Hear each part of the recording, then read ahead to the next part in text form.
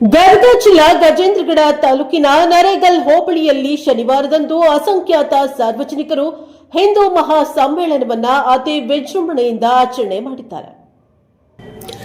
ಗದಗ ಜಿಲ್ಲಾ ಗಜೇಂದ್ರಗಡ ತಾಲೂಕು ನರೇಗಲ್ ಹೋಬಳಿಯಲ್ಲಿ ದಿನಾಂಕ 24/1/2026ರಂದು ಹಿಂದೂ ಮಹಾಸಮ್ಮೇಳನದ ವತಿಯಿಂದ 19 ಗ್ರಾಮಗಳನ್ನು ಒಳಗೊಂಡು ಈ ಎಲ್ಲಾ ಗ್ರಾಮಗಳನ್ನು ಸೇರಿಸಿ ಶನಿವಾರ ದಿವಸ ಹಿಂದೂ ಸಮ್ಮೇಳನ ಶೋಭಾಯಾತ್ರೆ ಮತ್ತು ಸಾರ್ವಜನಿಕರು ಕೂಡಿಕೊಂಡು ನರೇಗಲ್ ಪಟ್ಟಣದ ಶ್ರೀ ಕುಂತಿ ಮಲ್ಲಪ್ಪ ದೇವಸ್ಥಾನದಿಂದ ಮೆರವಣಿಗೆ ಪ್ರಾರಂಭವಾಗಿ ವೀರಭದ್ರೇಶ್ವರ ದೇವಸ್ಥಾನ ಮತ್ತು ಸಂತಿ ಬಜಾರ ಗಣಪತಿ ದೇವಸ್ಥಾನ, ವಾಲ್ಮೀಕಿ ಮಾರಿಕಾಂಬಾ ದೇವಸ್ಥಾನ ಮಾರ್ಗವಾಗಿ ಹಳೆ ಬಸ್ ಸ್ಟ್ಯಾಂಡ್ ಮಾರ್ಗದಿಂದ ಹಿರೇಮಠ ಸಭಾಭವನ ಆವರಣದಲ್ಲಿ ಹಿಂದೂ ಸಮ್ಮೇಳನ ಜಾಗೃತಿಯ ಸಮಿತಿ ವತಿಯಿಂದ ಈ ಒಂದು ಕಾರ್ಯಕ್ರಮ ಅದ್ದೂರಿಯಾಗಿ ನಡೆಯಿತು. ಈ ಕಾರ್ಯಕ್ರಮದಲ್ಲಿ ದಿವ್ಯ ಸಾನ್ನಿಧ್ಯವನ್ನು ವಹಿಸಿಕೊಂಡಿದ್ದ ಶ್ರೀ ಮಲ್ಲಿಕಾರ್ಜುನ ಶಿವಾಚಾರ್ಯ ಸ್ವಾಮೀಜಿಗಳು ಹಿರೇಮಠ ಮೂಲ ಸವದತ್ತಿ ಇವರು ವಹಿಸಿಕೊಂಡಿದ್ದರು ಹಾಗೂ ಅಧ್ಯಕ್ಷ ಸ್ಥಾನವನ್ನು ಬಸವರಾಜ ವಂಕಲಕುಂಟಿ ಇವರು ವಹಿಸಿಕೊಂಡಿದ್ದರು. ಮುಖ್ಯ ಅತಿಥಿಗಳಾಗಿ ಶ್ರೀಮಂತ ದಿಲೀಪ್ ವಣಕರ್ ವಹಿಸಿಕೊಂಡು ಈ ಒಂದು ಹಿಂದೂ ಸಮ್ಮೇಳನವನ್ನು ಮಹಿಳೆಯರು, ಯುವಕರು, ಹಿಂದೂ ಸಂಘಟನಾಕಾರರು ನರೇಗಲ್ನಲ್ಲಿ ಅದ್ದೂರಿಯಿಂದ ಈ ಒಂದು ಶೋಭಾಯಾತ್ರೆಯನ್ನ ಅದ್ದೂರಿಯಾಗಿ ಯಶಸ್ವಿಗೊಳಿಸಿದ್ದಾರೆ. ಬ್ಯೂರೋ ರಿಪೋರ್ಟ್ ಶಿವಸಂಗಯ್ಯ, ಶಾಂತ ಎನ್ಮಠ್, ಪ್ರಜಾಪವರ್ ಟಿವಿ, ಗಜೇಂದ್ರಗಡ.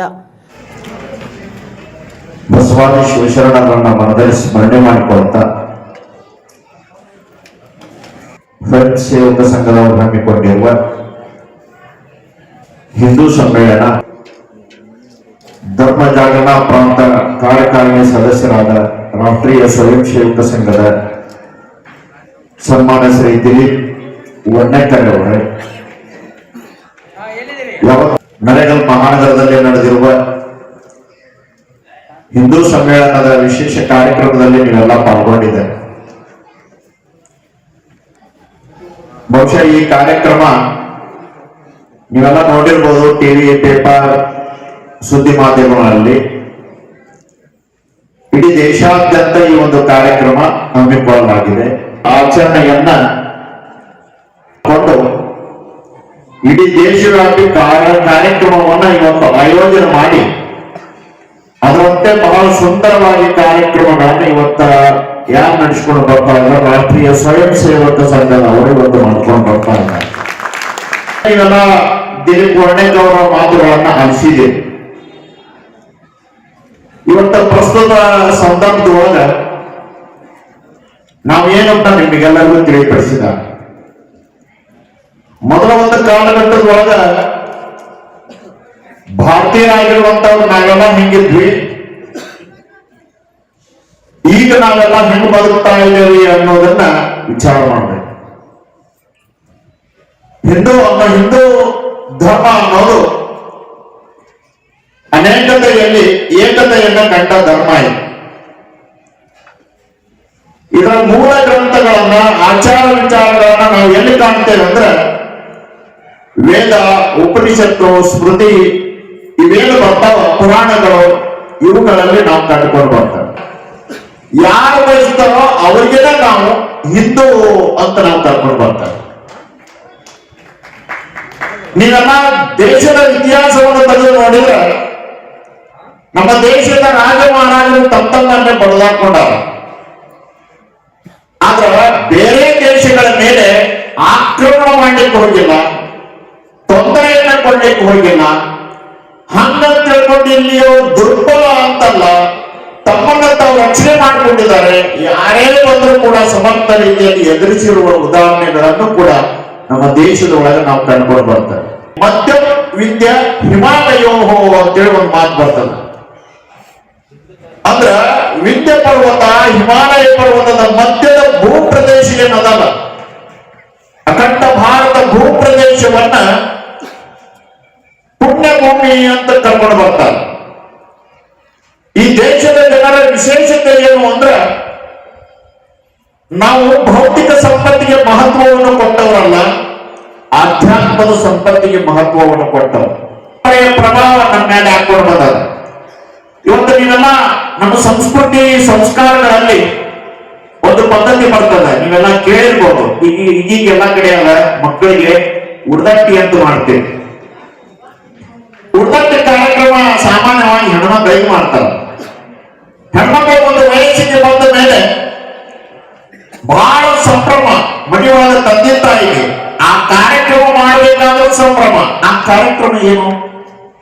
ಮಕ್ಕಳು ಬೆಳವಣಿಗೆ ಆದ್ರು, ದೊಡ್ಡವರಾದ್ರು, ಇನ್ನು ಮುಂದೆ ಅಂತ ಇಂಥ ಬಟ್ಟೆ ಹಾಕೊಂಡು ಅಡ್ಡಾಡೋದು ಬೇಡ, ಯೋಗ್ಯ ಬಟ್ಟೆ ನೋಡ್ಲಿ ಅಂತೇಳಿ ಸೀರೆ ಉಳಿಸುವ ಕಾರ್ಯಕ್ರಮ ಉಳಿದಿದ್ದಾರೆ. ಹೌದಿಲ್ರಿ? ವಿಚಾರವೊಂದನ್ನ ಕಳಿಸಿ ವಿಚಾರ ತಿಳಿಸಿ ಕೆಲಸ ಮಾಡ್ಕೊಂಡು ಬಂದಿದ್ದಾರೆ.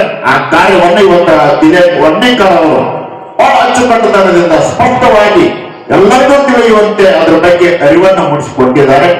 ಅದನ್ನು ಉಳಿಸಿ ಬೆಳೆಸುವ ಕಾರ್ಯವನ್ನ ನಾವೆಲ್ಲ ಮಾಡಿಕೊಂಡು ಬರೋಣ. ಹಾಗೆ ಹೊರಗಿನಿಂದ ಬಂದ ಧರ್ಮದ ಬಗ್ಗೆನೂ ಕೂಡ ಹೇಳ್ಕೊಂಡು ಬಂದರು. ಈ ಮೊನ್ನೆ ಎಸ್ ಎಂ ಭೈರಪ್ಪ ಅವರ ಕಾರ್ಯಕ್ರಮ ಹೆಣ್ಣು ಮಕ್ಕಳ ಬಗ್ಗೆ ಬಹಳ ಉತ್ತಮ ವಿಚಾರಗಳನ್ನ ತಿಳಿಪಡಿಸಿದರು. ನಮ್ಮದು ಮಾತೃ ಪ್ರಧಾನ ಸಂಸ್ಕೃತಿ, ಹೀಗಾಗಿ ಪ್ರತಿಯೊಂದಕ್ಕೂ ಹೆಣ್ಣು ಮಕ್ಕಳ ಹೆಸರನ್ನ ನಾವು ಇಟ್ಟುಕೊಂಡು ಬಂದಿದ್ದೇವೆ. ನದಿ ಮೂಲಗಳಿಗೆ ತಾಯಂದಿರ ಹೆಸರುಗಳದಾವ. ಅದೇ ರೀತಿಯಾಗಿ ನಮ್ಮ ದೇಶಕ್ಕ ಇದಕ್ಕ ಭಾರತ ಮಾತಾ ಅಂತ ನಾವು ಕರ್ಕೊಂಡು ಬರ್ತೇವೆ. ಆಮೇಲೆ ಅದೇ ರೀತಿಯಾಗಿ ಮಾತನಾಡುವ ಪ್ರತಿಯೊಬ್ಬರು ಭಾಷೆ ಏನದ, ನಿಮ್ಮ ಭಾಷೆ, ನಿಮ್ಮ ಮಾತೃಭಾಷೆ ಯಾವುದು ಅಂತ ಕೇಳ್ತೇವೆ. ಪಿತೃಭಾಷೆ ಅಂತ ಯಾವುದು ಕಾರ್ಯಕ್ರಮವನ್ನ ಸಂಘಟಿತಾತ್ಮಕವಾಗಿ ಒಳ್ಳೆಯ ರೀತಿಯಿಂದ ಸಂಘಟನೆ ಮಾಡಿದ್ರೆ ಒಂದು ಕಾರ್ಯಕ್ರಮ ಎಷ್ಟು ಯಶಸ್ವಿ ಆಗ್ತದ ಅನ್ನೋದಕ್ಕೆ ಇವತ್ತು ನರೇಕಲ್ಲಿನಲ್ಲಿ ನಡೆದಿರುವ ಹಿಂದೂ ಸಮ್ಮೇಳನವೇ ಅದಕ್ಕೆ ಸಾಕ್ಷಿ ಅನ್ನೋ ಮಾತುಗಳನ್ನು ಕೇಳ್ಕೊಳ್ತೇನೆ. ಬಹಳ ಪ್ರಯತ್ನ ಎಲ್ಲರೂ ಕೂಡ ಅಡ್ಡಾಡಿದ್ದಾರೆ. ಅದರ ಜೊತೆಗೆ ತಾಯಂದಿರು ಕೂಡ ಇದಾಗಲಿ ನಿರಂತರ ಜಾಗೃತಿಯನ್ನು ಉಂಟು ಮಾಡುವ ಕೆಲಸವನ್ನ RSS ರಾಷ್ಟ್ರೀಯ ಸ್ವಯಂ ಸೇವಕ ಸಂಘದವರು ಮೇಲಿಂದ ಮೇಲೆ ಮನೆ ಮನೆಗೆ ಹೋಗಿ ಆ ಜನಗಳನ್ನ ಜಾಗೃತಿ ಉಂಟು ಮಾಡುವ ಕಾರ್ಯವನ್ನ ಅವರು ಮಾಡ್ಕೊಂಡು ಬರಬೇಕು ಅನ್ನೋ ಮಾತುಗಳನ್ನ ಈ ಸಂದರ್ಭದಲ್ಲಿ ತಿಳಿಪಡಿಸಿ ಸಮಾಧಾನದಿಂದ ಮಾತುಗಳನ್ನ ಆಲಿಸಿದ ಎಲ್ಲರಿಗೂ ಒಳ್ಳೆಯದಾಗಲಿ ಅಂತೇಳಿ ನನ್ನ ಎರಡು ಮಾತಿಗೆ ವಿರಾಮ ನೀಡಿದೆ. ಹಿಂದೂ ಸಮ್ಮೇಳನ ಸಮಿತಿ ಅಧ್ಯಕ್ಷರಾದಂಥ ಶ್ರೀ ಬಸವರಾಜ್ ವೆಂಕಟಕುಂಟಿ ಅವರಿಗೂ ನಮಸ್ಕಾರವನ್ನು ಹೇಳುತ್ತಾ, ಎಲ್ಲ ಗಣ್ಯ ನಾಗರಿಕರೇ, ಮಾತೆಯರೇ, ಸಹೋದರ ಸಹೋದರಿಯರೇ, ಸಂಘಟಿತ ಆಗೋದಕ್ಕೆ ಯಾವ ಸಂಶಯವೂ ಇಲ್ಲ. ಈ ಮಾತೆಯರ ಉತ್ಸಾಹ ತುಂಬ ಹೆಚ್ಚು ಇಲ್ಲಿ ಕಾಣಿಸ್ತಾ ಇದೆ. ಅದರ ಪರಿಣಾಮವಾಗಿಯೇ ಹಿಂದೂ ಸಮ್ಮೇಳನದ ಉದ್ದೇಶ ಈ ಭಾರತ ಮಾತೆಯನ್ನ ಪರಮ ವೈಭವ ಸ್ಥಿತಿಯಾದಾಗ ಹೇಳು ಆಕ್ಸಿಡೆಂಟ್ ಹಿಂದುವಾಗಿ ಹುಟ್ಟಿದ್ದೇವೆ ಅಂತ ಹೇಳಿದ್ರು. ಯಾವಾಗ ಆಕ್ಸಿಡೆಂಟ್ ಆಯ್ತು, ಎಲ್ಲಾಯ್ತು ನಮ್ಗಂತೂ ಗೊತ್ತಿಲ್ಲ. ಅಂದ್ರೆ ಆ ಸ್ಥಿತಿ ಇತ್ತವಾಗ. ಡಾಕ್ಟರ್ಗೆ 1920ರವರೆಗೂ ಕಾಂಗ್ರೆಸ್ನಲ್ಲಿ ಕೆಲಸ ಮಾಡಿದ್ರು. ಗಾಂಧಿ ಹೋಗ್ತಾ ಇರುವಂತ ಹಾದಿಯನ್ನ ನೋಡಿ ಡಾಕ್ಟರ್ಗೆ ಅವತ್ತೇ ಹೇಳಿದ್ರು, ಇದೇ ರೀತಿ ಮುಸಲ್ಮಾನರಲ್ಲಿ ಹೋದ್ರೆ ಭಾರತ ವಿಭಜನೆ ಆಗುತ್ತೆ ಅಂತ 1920ರಲ್ಲೇ ಡಾಕ್ಟರ್ಗೆ ಹೇಳಿದ್ರು. ಹಿಂದೂಗಳ ಗೌರವದಿಂದ ಸ್ವಾಭಿಮಾನದಿಂದ ಬದುಕಬೇಕಾದ್ರೆ ಪ್ರತ್ಯೇಕವಾದಂತಹ ವ್ಯವಸ್ಥೆ ಮಾಡಬೇಕಂತ ಹೇಳಿ ಡಾಕ್ಟರ್ ಹೆಡ್ಗೇವಾರ್ 1925ರಲ್ಲಿ ರಾಷ್ಟ್ರೀಯ ಸ್ವಯಂ ಸೇವಕ ಸಂಘವನ್ನು ಪ್ರಾರಂಭ ಮಾಡ್ತಾರೆ. ಅವತ್ತು ಪ್ರಾರಂಭ ಮಾಡುವಂತ ಸಂಘಟನೆ ಹೆಸರಿಲ್ಲ, ಕಾರ್ಯಾಲಯ ಇಲ್ಲ, ಅಧ್ಯಕ್ಷರಿಲ್ಲ, ಖಜಾಂಚಿ ಇಲ್ಲ.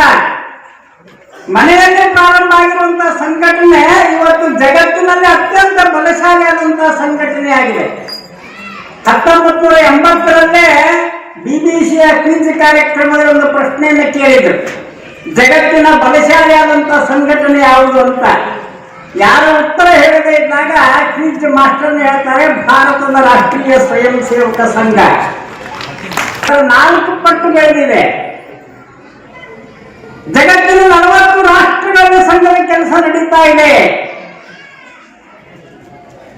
ಇಷ್ಟೊಂದು ವಿಶಾಲವಾದಂತ ಕಾಶ್ಮೀರದಿಂದ ಕನ್ಯಾಕುಮಾರಿವರೆಗೆ, ಗುಜರಾತ್ನಿಂದ ಅಸ್ಸಾಂವರೆಗೆ ಇದೇ ನಮಸ್ತೆ ಸದಾ ವತ್ಸಲೆ ಮಾತೃಭೂಮಿಯ ಪ್ರಾರ್ಥನೆಯನ್ನು ಕೇಳ್ತೀವಿ. ಪರಮ ವೈಭವನ್ನೇತುಮೆ ತತ್ಸ್ವರಾಷ್ಟ್ರಂ.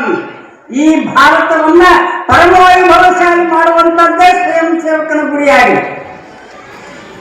ಅದಕ್ಕೆ ಸಾಕಷ್ಟು ನಾವು ಮುಂದಕ್ಕೆ ಬಂದಿದ್ದೇವೆ. ಈಗ ಇದಕ್ಕೆ ಕಾರಣ ಯಾರು? ಡಾಕ್ಟರ್ ಹೆಡ್ಗೇವಾರ್. ಅತ್ಯಂತ ಬಡತನದಲ್ಲಿ ಬೆಳೆದಿರುವಂತ ಡಾಕ್ಟರ್ ಹೆಡ್ಗೇವಾರ್ ಆವತ್ತಿನಲ್ಲಿ ಪ್ಲೇಗ್ ಬೇನಿಂದ ತಂದೆ ತಾಯಿ ಒಂದೇ ದಿನ ಸತ್ತು ಹೋಗ್ತಾರೆ. ಅವ್ರ ಅಣ್ಣ ಸ್ವಲ್ಪ ದಿನಕ್ಕೆ ಅವನು ಪ್ಲೇಗ್ ಬೇನಿಂದ ಸತ್ತು ಹೋಗ್ತಾನೆ. ಪ್ರತಿನಿತ್ಯ ಊಟ ಇಲ್ಲ, 2-3 ದಿನಕ್ಕೊಮ್ಮೆ ಪೂಜೆ ಹೋದಾಗ ಊಟ ಮಾಡಿ ಬರ್ಬೇಕು. ಅಂತ ಪರಿಸ್ಥಿತಿಯಲ್ಲಿ ಡಾಕ್ಟರ್ ಹೆಗ್ದೇವ ವೈದ್ಯಕೀಯ ಪರೀಕ್ಷೆಗೆ ಕಲ್ಕತ್ತಾಗೆ ಹೋಗ್ತಾರೆ. ಮನೆಗಳು ಪಾಟ್ನಾದಲ್ಲಿ ಅವತ್ತಿನ ಪಾಟಲಿಪುತ್ರದಲ್ಲಿ 400 ಅರಮನೆಗಳಿತ್ತು. ಸೋಮನಾಥ ಮಂದಿರದಲ್ಲಿ ಕಟ್ಟಿರುವಂತಹ ಗಂಟೆ ಬಂಗಾರದ 2,500 ಕಿಲೋದಿತ್ತು. ಆಕ್ರಮಣಕಾರಿ ದೇಶದ ಸಂಪತ್ತು, ಅದಕ್ಕಿಂತ ಹೆಚ್ಚು ಸಂಪತ್ತನ್ನು ಕೇವಲ ಸೋಮನಾಥ ಮಂದಿರದಿಂದ ಕೊಳ್ಳೆ ಹೊಡೆದಿದ್ದಾರೆ. ನಿಮಗೆ ಆಶ್ಚರ್ಯ ಆಗಬಹುದು. ಇವತ್ತಿಗೂ ಇಷ್ಟೆಲ್ಲ ಲೂಟಿ ಮಾಡಿ ಹೋದ ನಂತರವೂ ಕೇರಳದ ಪದ್ಮನಾಭ ಮಂದಿರದ ಸಿಕ್ಕಿರುವಂತದ್ದು ಎಷ್ಟು? 5 ಲಕ್ಷ ಕೋಟಿ ಬಂಗಾರ ಲೂಟಿ ಮಾಡಿದ ನಂತರ ಉಳಿದಿತ್ತು. ಅಂದ್ರೆ ಭಾರತ ಎಷ್ಟು ಶ್ರೀಮಂತ ಆಗಿತ್ತು. ಲಾಲ್ ಕೇವಲ ಕಲ್ಕತ್ತಾ ಸುತ್ತಮುತ್ತಲ 800 ಹಡಗುಗಳಷ್ಟು ಲೂಟಿ ಮಾಡ್ಕೊಂಡಿದ್ದಾರೆ. ಕೇವಲ ಬಂಗಾರ, ಮುತ್ತು, ರತ್ನ, ಬೆಳ್ಳಿ ಮಾತ್ರ. ಇನ್ನೊಬ್ರು 700 ಹಡಗುಗಳು, ಇನ್ನೊಬ್ರು 600 ಹಡಗುಗಳು. ಈ ರೀತಿ ಲೂಟಿ ಮಾಡಲಿಕ್ಕಾಗಿ ಅವರು ಬಂದಿದ್ದು, ಭಾರತವನ್ನು ಉದ್ಧಾರ ಮಾಡಲಿಕ್ಕಾಗಿ ಅಲ್ಲ. ಯಾಕಂದ್ರೆ ಒಂದಾಗಿದ್ರೆ ಅವ್ರನ್ನ ಈ ದೇಶವನ್ನು ಗೆಲ್ಲಲಿಕ್ಕೆ ಸಾಧ್ಯ ಆಗ್ತಾ ಇರಲಿಲ್ಲ. ಅದನ್ನ ಇವತ್ತಿಗೂ ಮುಂದುವರಿಸಿದ್ದೇನೆ. ಬೆಳಗಾವಿ ಕರ್ನಾಟಕಕ್ಕೆ ಸೇರಬೇಕು, ಮಹಾರಾಷ್ಟ್ರಕ್ಕೆ ಸೇರಬೇಕು ಅಂತೇಳಿ ನಾನು ಹೇಳ್ತೀನಿ. ಬೆಳಗಾವಿ ಮಹಾರಾಷ್ಟ್ರಕ್ಕೆ ಸೇರಲಿ ಅಥವಾ ಕರ್ನಾಟಕಕ್ಕೆ ಸೇರಲಿ, ಭಾರತದಲ್ಲೇ ಇರುತ್ತಲ್ಲ ಅದನ್ನು ಯೋಚನೆ ಮಾಡಬೇಕಾಗಿದೆ. ಪಾಕಿಸ್ತಾನವನ್ನು ಭಾರತಕ್ಕೆ ಸೇರ್ತಾರೆ ಅದನ್ನು ಯೋಚನೆ ಮಾಡಿ. ಅದಕ್ಕೂ ಮತ್ತು ಶಿವಾಜಿ ಮಹಾರಾಜರ ಭಾವಚಿತ್ರ ಉಪಯೋಗಿಸ್ತೇವೆ. ಶಿವಾಜಿ ಮಹಾರಾಜ ಮರಾಠ ಸಾಮ್ರಾಜ್ಯವನ್ನು ಸ್ಥಾಪನೆ ಮಾಡಲಿಲ್ಲ. 11ನೇ ವಯಸ್ಸಿಗೆ ರಕ್ತಾಭಿಷೇಕ ಮಾಡಿ ಅವರು ಹೇಳಿದ್ರು, ಹಿಂದನೇ ಸಾಮ್ರಾಜ್ಯವನ್ನು ಸ್ಥಾಪನೆ ಮಾಡ್ತೇನೆ ಅಂತೇಳಿ. ಜಗಜ್ಯೋತಿ ಬಸವೇಶ್ವರರು ಬ್ರಾಹ್ಮಣರಾಗಿ ಹುಟ್ಟಿದ್ರು. ಜಾತಿಯ ವ್ಯವಸ್ಥೆಯನ್ನು ತೆಗೆದುಹಾಕ್ಬೇಕಂತ ಹೇಳಿ ಎಲ್ಲರಿಗೂ ಲಿಂಗವನ್ನು ಧಾರಣೆ ಮಾಡ್ಲಿಕ್ಕೆ ಹೇಳಿದ್ರು. ಎಲ್ಲ ಜಾತಿಯವರು ಲಿಂಗ ಧಾರಣೆ ಶುರು ಮಾಡಿದ್ರು. ಬಸವೇಶ್ವರರು ಹೋದ ನಂತರ ಏನಾಯ್ತು? ಅದೇ ಒಂದು ಜಾತಿ ಆಗಿತ್ತು.